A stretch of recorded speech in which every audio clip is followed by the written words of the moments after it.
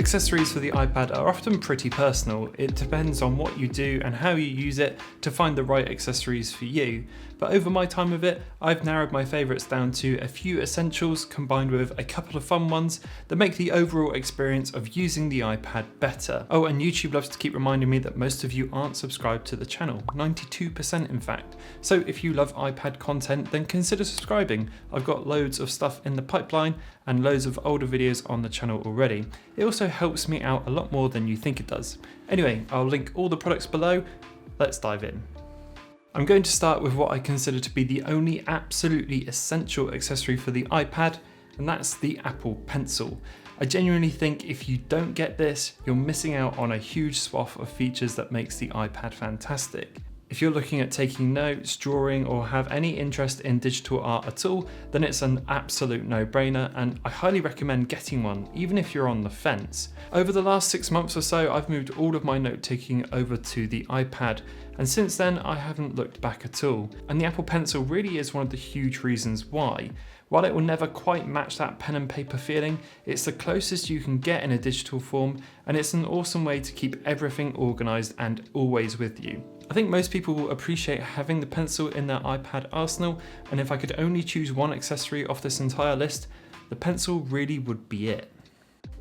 Next up is the original iPad keyboard Folio. While I've gone on and off iPad keyboards for a fair few months, I've actually come around to using the keyboard Folio case from Apple as my everyday case. You might be thinking, why on earth would I pick this one over the Apple Magic Keyboard for iPad? Isn't that better in like every single way? And yes, it kind of is. As a keyboard, it's a better typing experience. It's got a trackpad built in. It stands the iPad up in a much more ergonomic fashion. The keys actually light up, and it also just looks plain cool. But honestly, I fell out of love with that thing pretty quickly. One of my main iPad uses is note-taking, and for that I like to lay the iPad flat on a table. And you can't do that while it's attached to the Magic Keyboard. You have to separate the two, then find a place to put the keyboard while you take notes. That's a very personal thing. I know a lot of people take notes by typing, so that's fine. But for me, I like to handwrite all of my notes. That's where the keyboard Folio case comes together for me. I can use it as a keyboard if I need to, but I can wrap it round, lay it flat, and forget it's even there when I want to use the iPad as an actual tablet or note-taking machine. I'm not looking for the iPad to replace my MacBook yet, despite iPadOS being amazing. I still don't think it's quite there to make that sort of switch, and I think the Magic Keyboard really pushes for that too. So if you're in their market for that kind of thing, then go for the Magic Keyboard, it's awesome. But for me, it's the Smart Keyboard Folio all the way. I'll be totally honest with this next one. While I really think you do need a USB-C dongle for your iPad, there's about a million to choose from, and I don't think there's a de facto option to go for. So my advice for you is to grab one that suits your needs. I've settled on this one though, from a company name I won't even try and pronounce.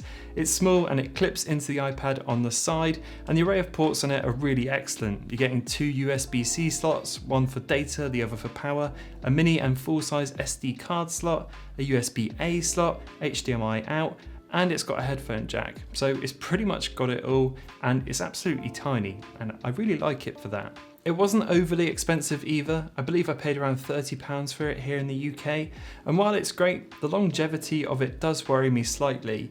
It attaches onto the iPad using these small plastic clips, which you can take on and off, and I can't help but feel like I'm going to end up losing one, or it will snap after more continuous use. It still works without them, of course, but it's really rather loose, and I wouldn't trust it when I'm transferring important video or photo files. As I mentioned, I don't think there is a go-to for USB-C dongles, but if you're looking for something a little bit more robust, then I've always loved this one from Kingston. It's a Nuculum, and it's just built like a tank, even though it's not quite as compact. Okay, so moving away from the essentials now, I wanted to start with this gamepad from 8BitDo. This is the SN30 Pro, and it's an utterly fantastic SNES-inspired Bluetooth gamepad.